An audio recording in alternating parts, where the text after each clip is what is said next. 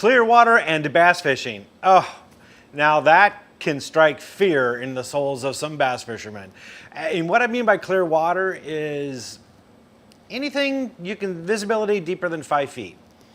And some of you know, I'm in the West Coast and I fish crystal clear waters in some of the lakes and rivers I fish in. And that means you could take a stop sign and put it on the bottom and you can read it in 25 feet of water, no problem. Right, super gin clear water. It's not as intimidating as it may seem. You can actually catch a lot of fish and a lot of times big ones. Okay, so let's walk through some of this stuff. One of the first things people think about when it comes to clear water is using spinning gear, light line, and small baits. True, fact, that is one of the things you can do. So I do have spinning outfits with 6-pound fluorocarbon line. 6 pound, that's right. I was worried about 6-pound line. I started with 10-pound and I worked my way down to 6. I don't have any break-offs, but the cool thing about 6-pound fluorocarbon line is that it allows the bait to act naturally on the water. It doesn't have buoyancy in it like braid, and it kind of sinks a little bit, about the same rate as a bait. It doesn't impede the bait's movement. I also use small baits, 3-inch size baits, 4-inch size baits. And that's kind of the standard. We'll talk about those in a second. That's not the only thing you fish. Now, when you're fishing flooded bushes, heavy vegetation, docks, things where the bass bury up into, I've been known to break out that flipping stick with 50-pound braid and large jigs or full-size plastic, Texas rig plastics, and go in and dig them out. The thing is, when the bass are buried up in that kind of cover, the braid is kind of concealed anyway. It's kind of camouflaged by all those twigs or weeds or what have you that they're in. And that large bait falling through the water column, that's what captures their attention and they'll hit it. So don't think that you can't use stout gear and thick braid in clear water. You can, and I've got plenty of bass doing that. You just got to make sure that they're buried up in it. You can flip and pitch it all day long and you have yourself a blast. The other thing to consider is wind and shade. This is really key when it comes to fishing clear water. Wind will break up the light penetration, and obviously shade breaks down the light penetration. And shade could be fleeting. Usually in the early morning, you got a side of the lake that's got a bunch of trees on it, or maybe even a cliff, or there's a mountain, what have you, something that blocks the sun when it first rises. So this area of the lake or river is covered in shade for a while until the sun rises. That area that's got shade on it can be hot. That can be a really good area to target because once the sun hits it, the bass disappear and they're not there anymore. So it can be very productive if you fish these shade pockets when you find them. Even during when the sun's all the way up. There could be other shaded areas to fish, and I'll get to that in a second. Wind also, when you have a lot of wind, especially when it pushes up against a bank or goes across a point or is blowing over the tops of humps, any kind of structure where the bass could be under or next to, scattered boulders, what have you. When that wind is in there and it's breaking up that light penetration, then fast-moving larger baits work really well. Spinner baits are my #1 bait when it comes to that. I've caught many bass that in windy conditions, they'll just annihilate it in clear water. I don't know what it is, I don't know exactly, but that flash, that vibration, that glimpse of a bait fish in that bunch of light just kind of moving around underneath, it just kind of camouflages it and they'll hit it. Crankbaits work really well too in that situation, as do suspending jerkbaits.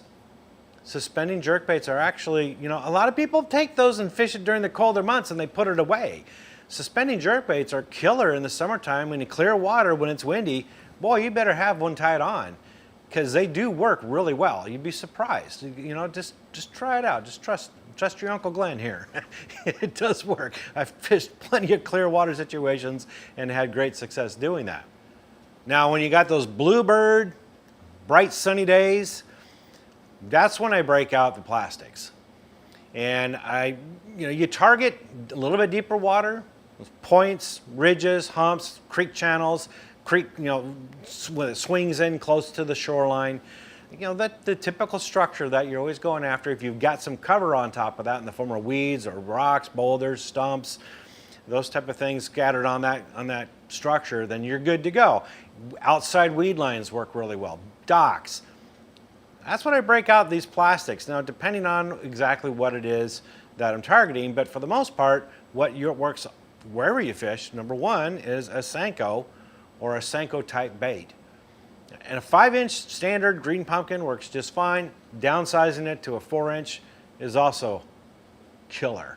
Works really well in this clear waters. Flukes work really, really well. I definitely fish those.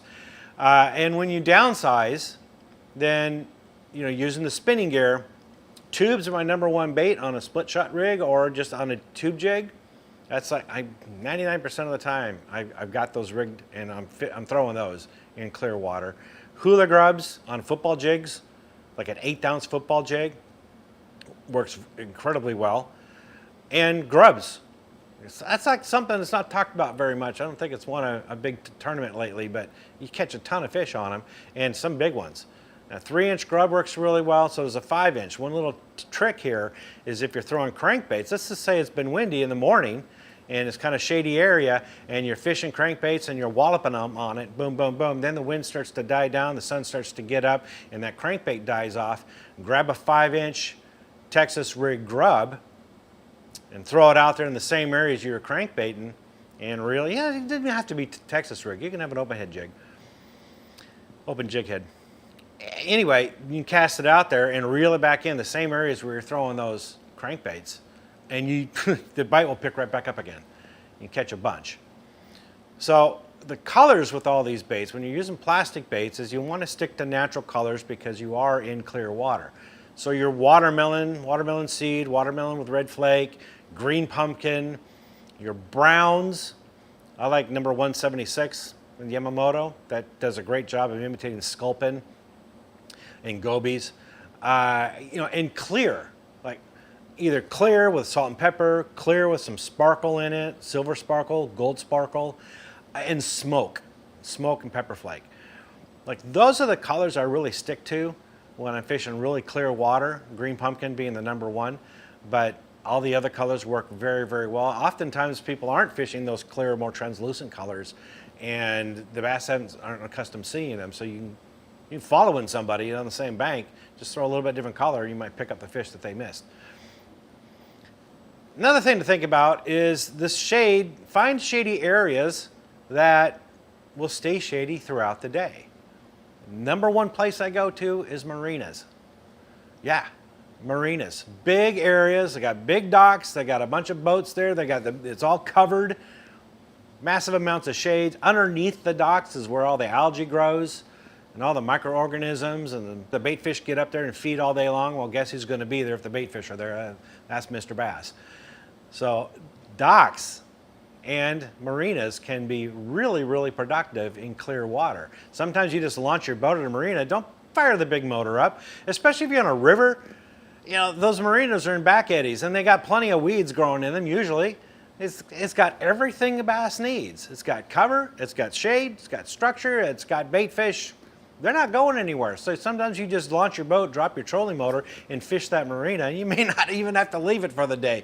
And if you guys are bank fishermen, man, it's nirvana, right? You can go dock to dock to dock and fish a whole marina, provided they let you fish it. And you can catch a bunch of fish at a marina.